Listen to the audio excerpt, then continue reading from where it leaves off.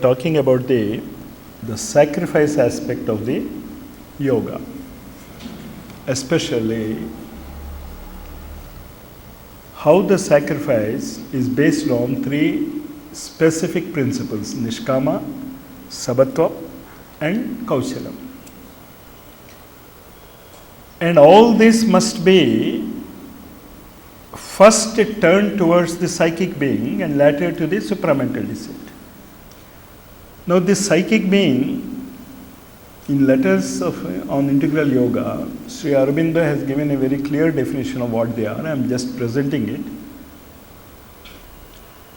The phrase central being in our yoga is usually applied to the portion of the divine in us which supports all the rest and survives through death and birth.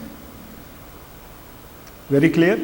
So central being is that portion of our consciousness which survives birth and death. The central being has two forms.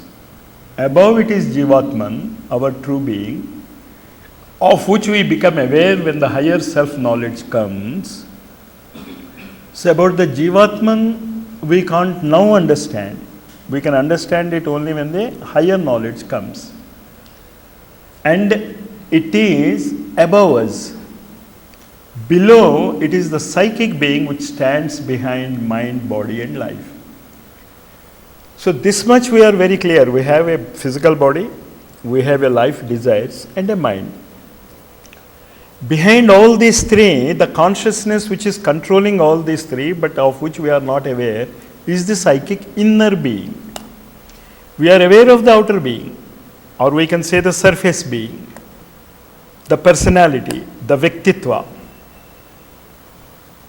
Now you can understand a Vyaktitva, a personality, is the outer superficial being. We know our thoughts, but we don't know our subconscious thoughts. We don't know our above thoughts, superconscious thoughts. But we are aware of the normal day-to-day behavioral existence, what we understand as the outer being. Just as we have our outer thoughts, we have our inner thoughts. Just as we have our outer desires, we have our inner desires. Just as we have a physical activity going on, we have an inner physicality. Clear? So we are aware only of the outer being. Behind the outer being is the inner being, which has also all these three. It has a physicality, it has a desire, it has a thoughts. That which controls the inner being is the psychic being. And the outer being is just a helpless straw on the waters, on so many forces that are acting in the world. The Jivatman is above the manifestation in life and presides over it. The psychic being stands behind the manifestation in life and supports it. So Jivatman is above life. Psychic being is in life, but what that psychic being is, we are not aware. That is what in Sanskrit is known as the Chaitya Purusha. It stands behind manifestation in life and supports it. So what we have the outer being about which we all know, but even about the outer being we don't know its subconscious and superconscious levels. We don't know the sleep state. We don't actually know what our dreams are guiding towards us, what guidance we are getting from dreams. But it is only the outer being. And behind the outer being is the Annamaya Purusha, the Pranamaya Purusha and the Manomaya Purusha. And these three behind, in life, the psychic being stands. But the psychic being is not controlling it, he is just observing it. And mind you, it is the psychic being who has given you this form, not the parents. The parents are only the instruments. It is your psychic being in life, the lost line in life, that supports your inner three. Manomaya, Pranamaya and Annamaya Purusha, and above that the outer being is developed. So these are the layers which we have to pierce through. Next.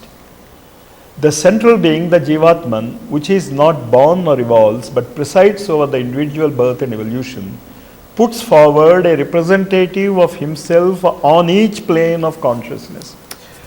The most important thing is representative of himself. Representative of what? Jivatman. That is the inner Manomaya, inner Pranamaya and inner Annamaya Purusha. They are the representatives, the inner beings. And the surface beings are the representative of the inner beings. On the mental plane, it is the true mental being, Manomaya Purusha. On the vital plane, the true vital being, Pranamaya Purusha. On the physical plane, the true physical being, Annamaya Purusha. Next. The Jivatman, soul, sometimes it is known as the spark also, the spark soul, and psychic being are three different forms of the same reality, and they must not be mixed up together. They are three, but they are one, but on different planes. Above manifestation, it is Jivatma, and that we may call it as the central being. Not may, it is the central being. And around that, when you come into existence, into manifestation, first the psychic being approaches the father. 3 months the psychic being will be with the father, and then it goes into the mother's womb for 9 months. That is the 1 year periods that the first Rigveda mantra has shown. So many people say, if you can only know the burden of bearing children in the womb. But now we also can say, no, for 3 months we bear the psychic being. And the psychic being, when it enters the mother's womb, it develops the three inner, Purushas. And when it comes out, the three inner Purushas mature into the three outer beings. Got the concept clear? The Jivatman or spirit, as it is called in English, is self-existent above the manifested or instrumental being. It is superior to birth and death, always the same, the individual self or Atman. It is the eternal true being of the internal realm, that is called as Jivatma, which is beyond manifestation. It is not born, nor does it die, as Sri Krishna says, Ajopi San, Avyayatma, Bhutanam, Ishwaropi San. But what does this Jivatma do? When he comes into the being, Ajopi San, Avyayatma, Bhutanam, Ishwaropi San, above the manifestation, in manifestation he becomes Prakrutim Swam Adhishtaya Sambhavami Atma Mayaya. The Maya is in the inner being. The outer being is not even worried about the Maya. He is just tossed by the waves of thoughts and desires and actions, and he thinks he is living. Next. The soul is the spark of the divine, which is not seated above the manifested being, but comes down into the manifestation to support its evolution in the material world. So you can say that the Jivatma and the Chaitya Purusha, in between them is the soul as a connecting link. It is at first an undifferentiated power of the divine consciousness. He is talking about the soul. It is at first an undifferentiated power of the divine consciousness containing all possibilities which have not yet taken form. Even the future possibilities are there in the soul, but to which it is the function of evolution to give form. So it is the soul which is a spark, that is why it is known as the spark soul of the Jivatma, for the three centers of the Chaitya Purusha. The spark is there in all living beings from the lowest to the highest. Next. The psychic being is formed by the soul. The psychic being is formed by the soul in its evolution. It supports the mind, vital, body, grows by their experiences, carries the nature from life to life. It is the psychic or Chaitya Purusha. Yes. You Chaitya Purusha. What aspect of it is there which makes it different from cosmic process? Very clear one. It is above manifestation. So grows by their experiences is the Chaitya Purusha. And how does the Chaitya Purusha come? From the soul. And what is the soul? A spark of the unmanifesting Jivatma. So indirectly, Jivatma is experiencing all these. But because it can't experience in that level, even now I am selling it. But we will discuss it later because I have 100 slides to go. Next. At first, At first it is veiled by mind, vital and body, but as it grows, it becomes capable of coming forward and dominating the mind, life and body. So this is what we should happen. What the Chaitya Purusha has formed and is as a central being now, at present it is not controlling our outer being. It is not controlling our thoughts, it is not controlling our desires, it is not controlling our actions. But what by yoga we mean is, first you should achieve this control. And until this control is not achieved, no yoga is possible, leave alone the higher yogas. So, you should be very clear of how your psychic being, Chaitya Purusha, is dominating you. It is not dominating us now. And once when you dominates, what happens? The guiding law of spiritual experience can only come by an opening of the human consciousness to the divine consciousness. The divine consciousness, Jivatma. And the opening of the human consciousness. How can it be done? Through the Chaitya Purusha and the soul, the spark. There must be the power to receive in us the working and command and dynamic presence of the divine Shakti. We should have the presence. You should not say the divine is working in me. You should feel that he is working in you and surrender. And when he is working, you will not say you wait. You should surrender. It is that surrender and that control which brings the guidance. Next. Surrender ourselves to her. First. Most important is the Prakriti, not the Purusha. That is always, I said you always remember, it is by what we call by default. When I say surrender, it means to the Shakti. Next. In accordance with the triple character of the sacrifice. What is the triple character? You again remember? Nishkama, equality and expertise.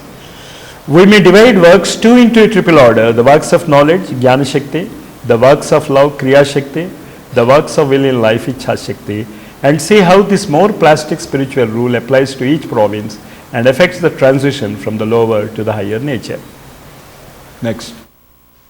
The yogin's distinction from other men, I can say, this is the most important aspect of life which you should find. What is it that is presses from inside to express you as what you are? Am I clear? There is an inner pressure which is pressing you to express yourself. And there, the three things are given. One is, of course, the Annamaya and Pranamaya, and then Manasu, and then Buddhi. And beyond Buddhi, what is there? It is that which is pressing you. And now we should understand the difference between the mind and the Buddhi. But for the present, you just remember, mind is like a library. It contains all the data. And Buddhi is that which decides which data it is supposed to use. So Buddhi is the deciding factor. And Manas is the, what we should say, gathering factor. And unfortunately in our present day education, it is the gathering factor which is important. We are never telling to our students or to our wards or to our children that you should know how to decide. Many times when I go to a hotel, I ask someone, what do you want to eat? He says, as you wish. I ask another friend, he says, as you wish. It is not my house, they can eat whatever they want. Even that small decision making capacity is vanishing. When someone, you go to a house and they ask, will you want a cup of tea or coffee? You say, you give whatever you want. You have been offering a decision, give the decision. At least the yogi must give a decision. At least in these small things, if you can't decide, how can you decide when the big things are there? So the buddhi aspect is the deciding factor. You should decide and stick to it, because you have decided after taking everything into consideration, the pros and cons. Without taking the pros and cons, you don't decide, is it not? So when you have decided, and because some X or Y says, if you change it, then what happened to your buddhi? Got the point? So a yogi must be very firm in his decisions. Buddhi. Decision means indirectly the buddhi. Next.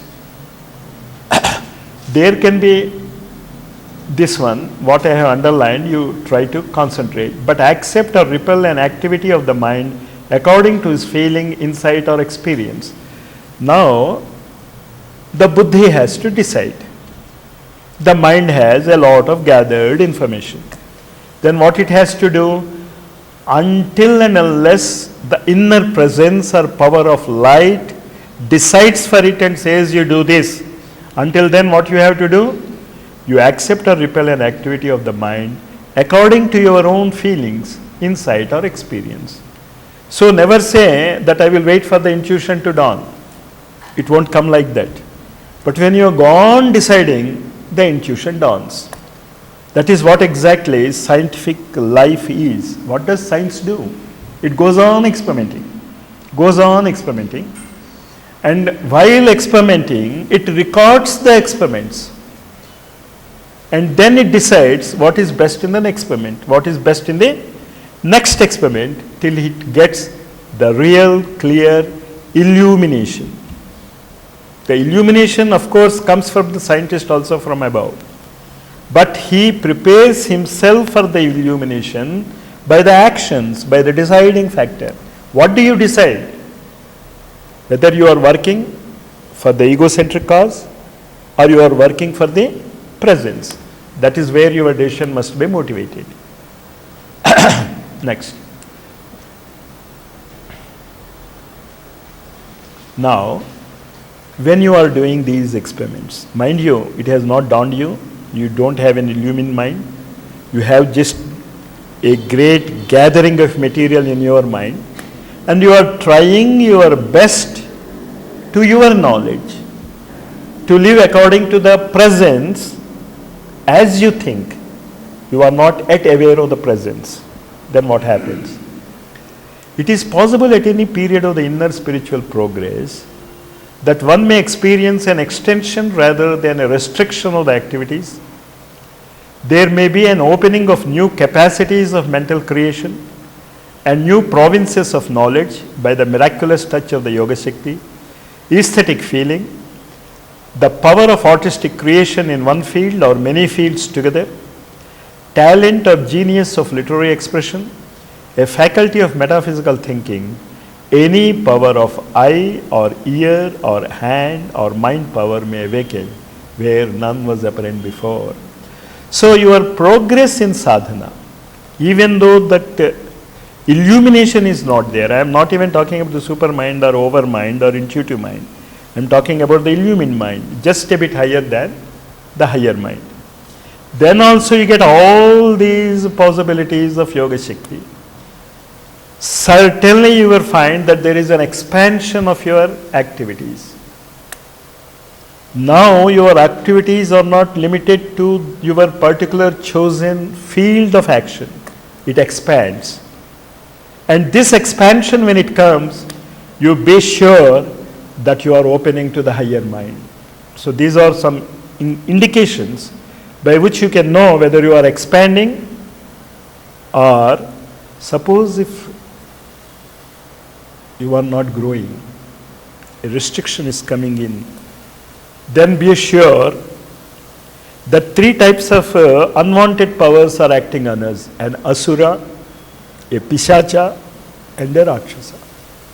I don't want to dwell in those three things because there is no use in talking about negative powers, because you talk about them and they come here. Think of the devil. But you remember that there are three possibilities of misunderstanding the higher mind and thereby restricting your field of action. So whenever you find that in whatever organization or place you are being restricted, you try to understand. You don't put the blame on others. Always remember, in integral yoga or in any kind of yoga, don't say because of that it happened, because of him it happened. It happens because there is a fault in our manomaya purusha, then the vital body, kamamaya purusha, or in the annamaya purusha. So that must be there. No restrictions must be there. It should always be growing. When you put a seed and it sprouts, and every day if it does not grow, it may not grow 3 feet in a day, but you are sure that it grows every day. Similarly in our yoga, if you don't find that expansion, remember there is something wrong in us. Try to correct it. And never try to blame others for our constriction. If you do that, it is no more a yoga. Because it is you who are going to evolve, not the other man. He is not at all worried about evolution. Next. The divine within may throw these latent riches out from the depths in which they were hidden. And now, this particular passage, you try to understand in two ways. You may get these powers because they were latent in you in previous births. That is, they are a part of your psychic being. Or they may flow down from the higher force. You understand the difference? The latent powers about which we discussed in the previous slide, they may be yours because of your previous sadhana. Or maybe your surrender is of such a nature that the higher is able to flow into it. These are the two things he is mentioning here. Next slide. All the works of mind and intellect. Here we have in Sri Aurobindo's words itself the 4 planes of the mind. All the works of mind and intellect must be first heightened and widened. That is the first test of our yoga. Wherever your mind and intellect is placed, there must be a heightening. You understand what I mean by heightening? An elevation of your ability to think. And then it must be widened. More and more people must come into your fold. And then it can be illumined. Illumination comes from above. Heightened and widened is because of your past samskaras. You understand what I mean? Past samskaras means which are in your inner core of the being. In the psychic body or the Chaitya Purusha. And the illumination comes from above. Lifted into the domain of higher intelligence. Afterwards, these two go together. If your psychic body opens and heightens and widens, illumination becomes a possibility.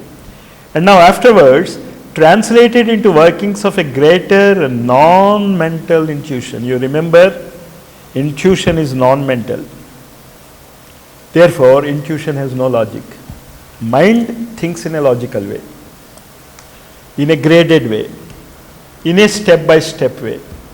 But intuition, it just dawns. And when it dawns, there is no explanation. Yes? Always the truth, no doubt about it. But partial truth. Because if Einstein, for intuition dawns, it gets a law of the physics. If when intuition dawns on a chemist, he will get a chemical law. If it downs on a politician, he will give a new political party or something. But it is a truth, but still partial. That is why it is in the mental plane. But it is the truth, no doubt about it, but a time-bound and subject-bound truth. But a truth. Non-mental intuition, these again transformed into the dynamic outpourings of the overmind. This is where majority of the Indians are living. They are destined to be in between overmind and intuition. And thanks for our education, we don't even know that such states exist. The fault is in our education, and therefore, wherever I go, I ask the people, form a study circle where these levels are clearly explained. It is not that every time you will be in the overmind and intuition, no. Not every time. When you are a principal, you are a principal when you are in the college. If you are a chief minister, you are a chief minister when you are using those powers. But if not, you are a common man. Similarly, don't try to feel that always the intuition and overmind will work. But you should be in a plane where if you put the switch on, you should know whether the intuition is coming or whether the overmind is coming. And unfortunately, our education is not even heightened and widened. I remember something happened in Russia. In our Indian embassy, the daughter of that ambassador, Russian ambassador from India, has gone there. She doesn't know Russian. She got a red eye. She went to the hospital. She doesn't know she just checked the mark of the eye and a red plus. She went in. There, the doctor said, I can't help you. And there's so many, the foreigners' way of expression things. Their body speaks more than what they speak. She asked her for someone to translate what he is saying. Then they said, he is saying, I can't do anything for you. That is what in the end is meaning. And then this girl became afraid, panic-stricken. She came home and wept. And then the father phoned to the doctor and said, you said you can't do anything? He said, yes, I can't do anything because your girl has red-eyed in her right eye and I am a left-eye expert. You understand what is happening? You are not widening and heightening in our education. You are zeroing in and you say it is expertise. I don't mind as far as the physical aspects are concerned. But in the mind, heightening and illumination doesn't mean that you are expert only in a small scale.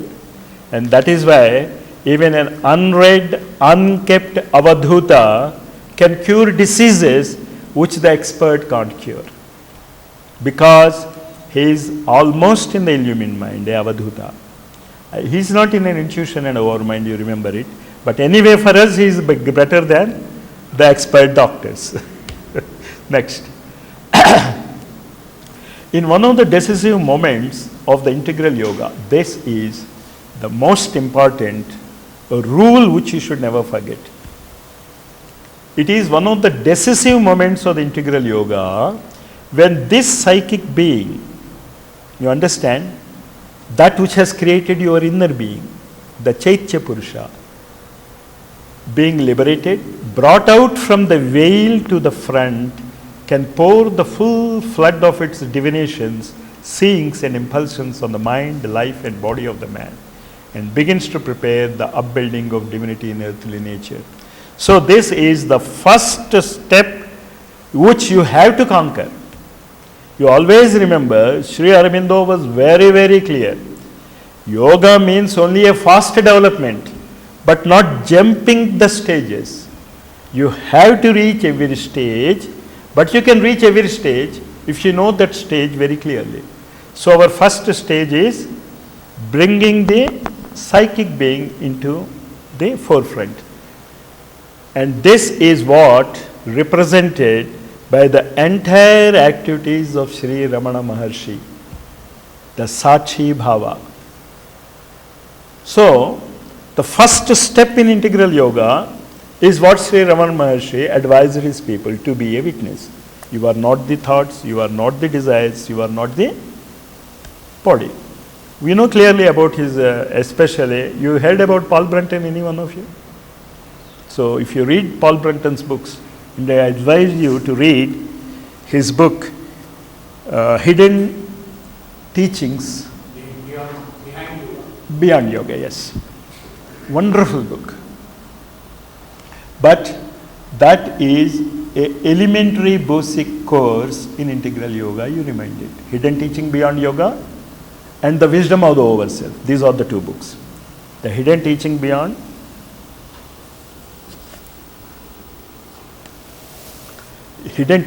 Yoga and The Wisdom of the Overself. Beautiful books. And I guarantee you, if you start the first page, you will read till the last. It is not like Sri Aurobindo's book. It will be like a novel. Wonderful reading. Next. The integral yoga, refusing to rely upon the fragile stuff of mental and moral ideals, puts its whole emphasis in this field on three central dynamic processes. You remember these three. And always, every day, when you go to sleep, if you can answer these three, you will progress very fast. And do it regularly. Don't say, yes, I will try. No trying. You should do it. In one teacher in SSY classes, you know about the Siddha Samadhi Yoga? About, who is he? Rishi Prabhakar ji. He said, you please try to give me your pen. So the man got up and gave the pen. He said, I didn't ask you to give me the pen. I said, you try to give me the pen. Can you give it? Either you give the pen or you don't give the pen. Can you go on trying to give the pen? You understood the difference? So don't try to put these practices. You put them into practices. What is it? Answers to this. The development of the true soul or psychic being to take the place of the false and soul of desire. You should answer very honestly every day. If you succeeded in any one point where the psychic being has taken the place of the outer being, our conscious being, then the sublimation of human into divine love. We should understand what love is and what divine love is. The present day love is, if you don't love me, I will kill you. But real love is, I like that song very much. I don't know if you think that what silly man is he, taking classes in integral yoga and talking about film songs. But there is a song, One-Sided Love, the benefits of one-sided love. Arya. He talks about the benefits of one-sided. He says, if the other man does not love me, what is the harm? I am loving, that is enough. That is sublimation. That is where I say the filmmakers are more tuned to these descents of forces, even though occasionally it doesn't matter. For example, the Munna Bhai MBBS, that what is this? Gandhigiri. They are very important for the desire, emotional, vital body. This is where it is. In seeing these pictures, there is a possibility of sublimation. Because you are seeing with hundreds of people tuned to that adoration. At least at that moment when you are seeing the picture. And that's why such pictures I always take my friends to a movie hall, not sitting before a TV and get the CD. Because there you don't have the group effect. The group effect is also important in integral yoga. You understood now the sublimation of human into divine life? And those who are interested may see the film Arya. And then the elevation of consciousness from its mental to its spiritual and supramental plane. This of course we will not discuss, because first let us understand what samadhi is, because the mind going into the spiritual levels can only happen when you are expert in samadhi. And you remember, all our spiritual people's resting place is really a samadhi. It is not just a word. That is why if you can go there and sleep for 3 nights, you can understand what samadhi is, but you should go with that intent. Not seeing the time and saying that the bus time is over and I should have the darshan and come back. No use. 3 nights. Next. That is what I am telling about the problem with the mind. First is, it must be sufficiently quieted. This sufficiently quieted is known as dharana in Patanjali Yoga Sutra. Sufficiently quieted, but it is not completely quieted. You are aware of others. And then steadied and subdued. Understandable? Steadied means to a particular point. Subdued means the other aspects of the mind running away from the point to which you are steadying it is subdued. And then you have to grow from the obscurity or inertia of the mind. The mind has got its own limitations. And when it reaches its limitations, it says, no, I won't go. And that is where when you feel the headaches. When the mind stops and the mind has got its own inertia, you stop understanding.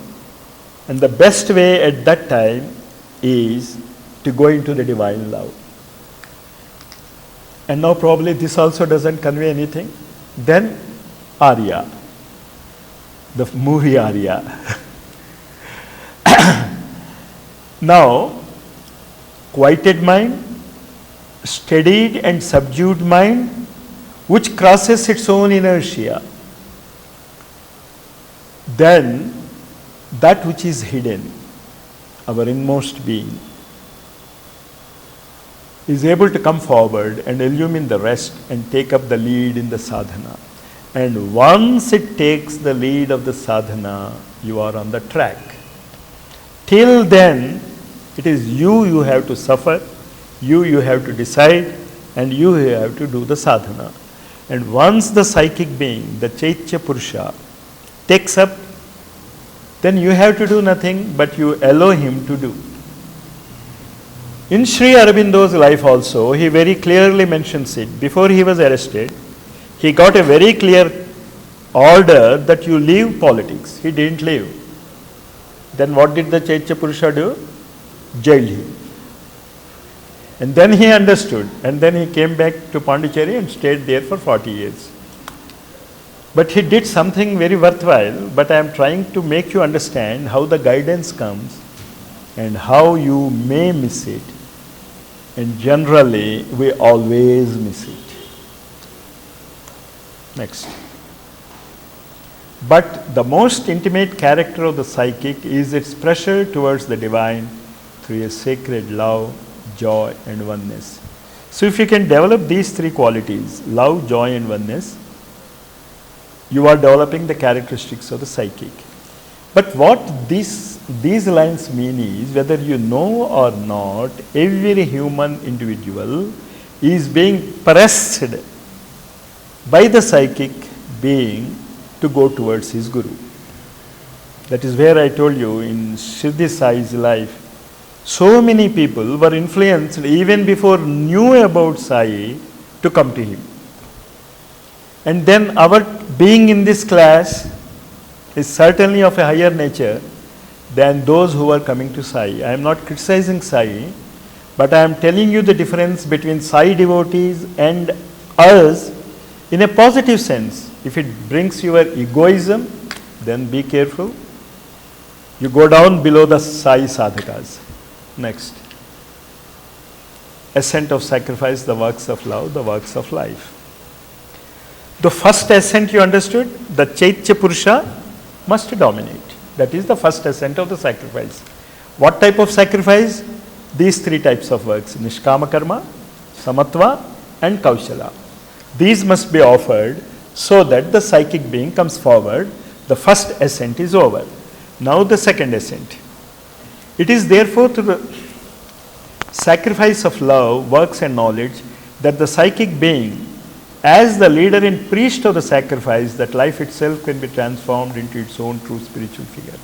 Now you understand, now whatever you do is an offering to your Chaitya Purusha, psychic being. That means what?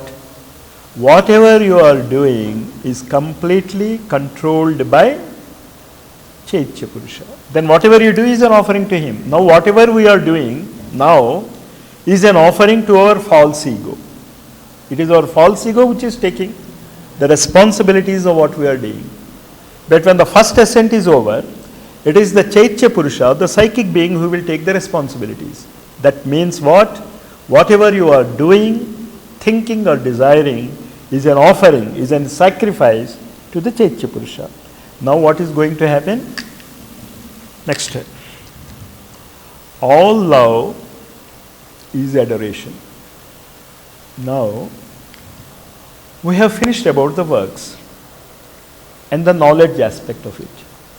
Now we are going to the devotional aspect, the bhakti yoga. But in works, then what does he say?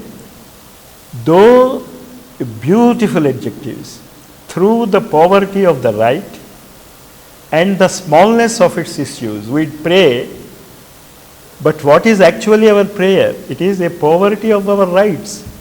We develop a Pancha Puja Vidhanam or a Shodashopachara Puja Vidhanam, and you can't grow, and you are praying to the infinite, and you are limited to only Pancha Puja.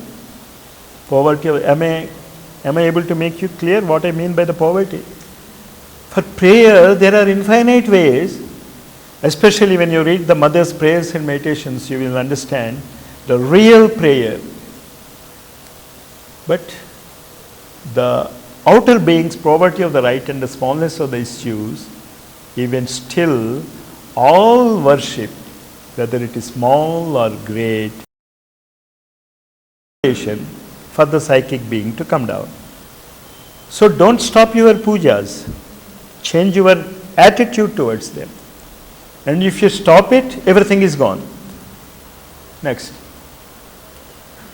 Nor will the man who knows be hasty at any time to shatter the image unless he can replace it in the heart of the worshipper by the reality of it. This is what Lord Krishna says, don't disturb the people.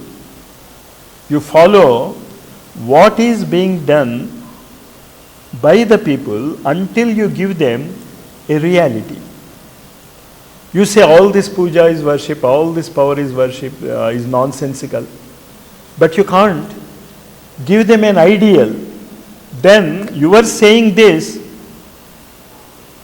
will disturb his, and thereby you are going down. Next. You understood what I am telling them? This is for us to understand. You go out and say that no, you don't do this puja, you don't do this. There is no meaning in this and there is no meaning in this. Okay. Are you able to give him a better ideal? And if you talk to him about the psychic being, he will look at you as a madman. So, better be a normal man than to be labeled as a madman by outsiders. But be a madman here. Next. It is possible to turn life in an act of adoration to the Supreme by the Spirit in one's works. For, says the Gita, he who gives to me with a heart of adoration, a leaf, a flower, a fruit, a cup of water, I take and enjoy that offering of his devotion. Do you understand what is meant here? He is not meaning being a leaf or a flower. He means if your psychic being accepts it, that means you are offering the leaf because the psychic being has asked it. You are offering a cup of water because the psychic being is asking it. Then it is the real devotion and I accept it. He won't accept it because our outer being gives it. You understand the difference? So even a simple work can be an offering if the psychic being is in the front. It should dominate our actions. Next. In any cult or symbol, the significant rite or expressive figure is not only a moving and enriching aesthetic element, but a physical means by which the human being begins to make outwardly definite the emotional aspiration of his heart to confirm it and dynamize it. Very clear? So whenever you go to a temple or whenever you go to a mosque or whenever you go to a church, depending upon your belief, It should not be mechanical. It should be what? Enriching the aesthetic element.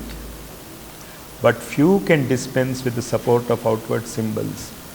And here a warning is given by Sri Aurobindo that if you think that you have outgrown the need of a temple or a church or a mosque, be careful. Very few can dispense with the support of outward symbols. That is what in Bhakti Yoga, Lord Krishna also says that Nirguna Puja is very difficult. Kleshodhikastarastesham. It is very difficult for people to concentrate on something which is unmanifest. Therefore, worship is a very necessary condition for aspiration. The indispensable surrender of all our will and works and activities to the Supreme is indeed only perfect and perfectly effective when it is a surrender of love. And now, there is an intellectual surrender and there is a surrender through heart. When he is talking about surrender of love, it is the heart to be surrendered.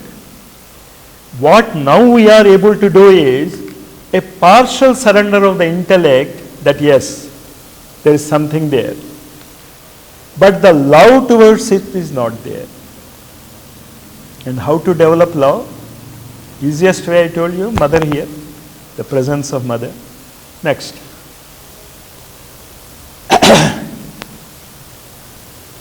Life in its very principle must be transformed. There are three principles in us. The principle of thinking, the principle of desiring, and the principle of action through the body. These three principles must change. The basis of your actions, the basis of your desires, the basis for your thoughts must change. What is our thoughts today? Egocentric. Whenever you do something, you always think of what happens to you. But you should always think what happens to the psychic being. At first it will be very hazy, very, very hazy, doesn't matter. You just always go on to thinking, what will the psychic being want from this situation, and I will act like that. Next.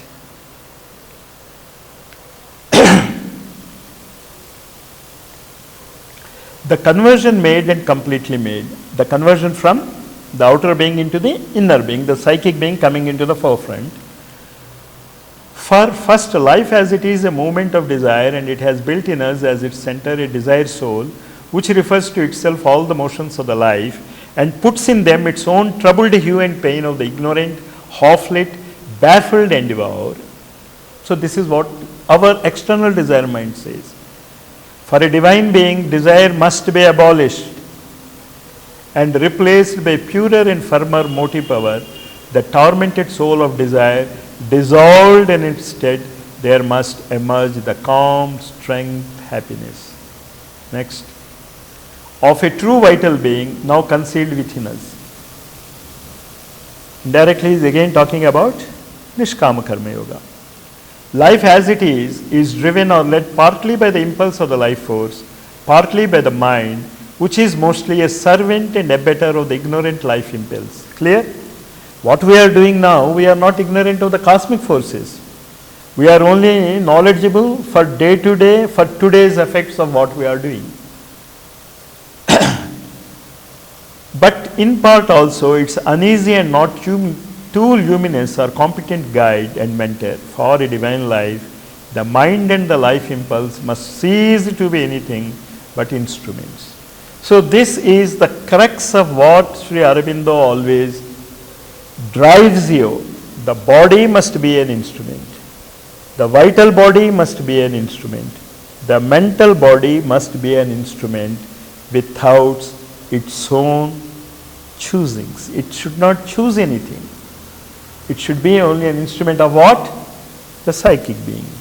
Next.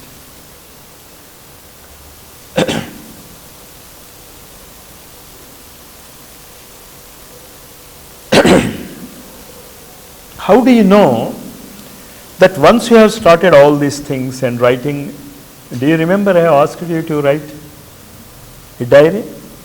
And when you are writing it daily, what happens? this happens. The inner equality increases. With the sense of true vital being waiting for the greater direction it has to serve. It has to wait. It is not just you ask the psychic being, I am your servant and it will come. It won't come. You will have to wait for it. And that waiting, you should remember, is not the psychic being's delay. It is a delay of a defect in any one of your three bodies or in all the bodies. A delay in the thinking process, a defect in the thinking process, a defect in the desire process, a defect in the way you act, in the use your physical body. Then even if you also surrender, he won't come. So if he doesn't come, don't think that he has not heard.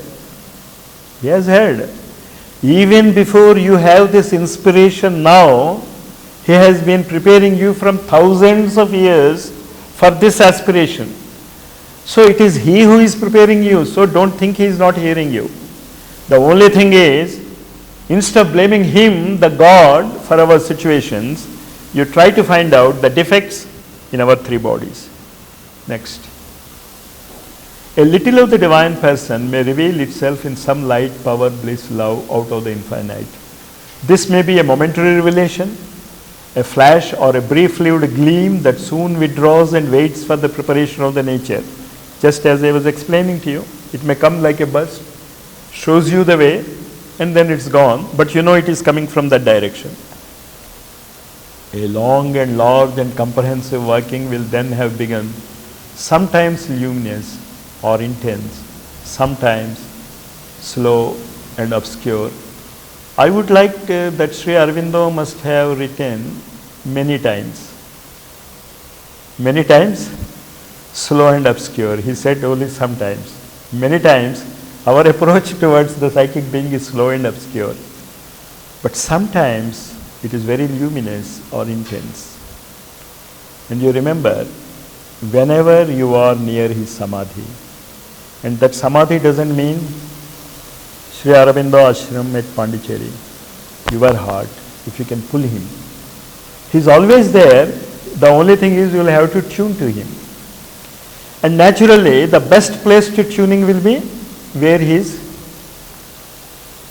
samadhi fragments are there. Utilize it. You should meditate more there. You should spend more time there, but not just an idle sitting. If you just close your eyes and sit, it is inertia. Your mental inertia will dominate you. That is where you should be careful about all these three, the Pishacha, the Rakshasa and the Asura. And the thigh bone, that was the accident, very clearly shows the real powers of Aurobindo. If you read what he has said about it, you read and try to understand what he has done in that particular incident. And if you can remember that and sit before his samadhi, you read them. I don't want to go because I have a constraint of slides to be shown. But I think you are understanding. You read that portion in Sri Aurobindo's life where he has explained what that fall was meant to whom and how it was diverted to him. So all these, if you can understand, you can understand the link between brain and heart, and then sit there in the samadhi. Something miraculous happens. So when you are meditating also, you should know that you should have a preparation. Without a preparation, you sit and meditate, it means you are inertia, mental inertia. Next. Sometimes and many times, what happens is, we feel that we have been left, the being to its own resources. The divine force goes to the background. But there the faith must be there. It has never gone into the background. It is always pressing you.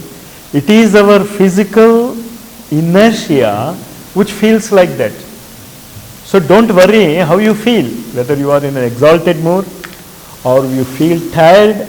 Be regular in your sadhana, but with preparation, Next. This force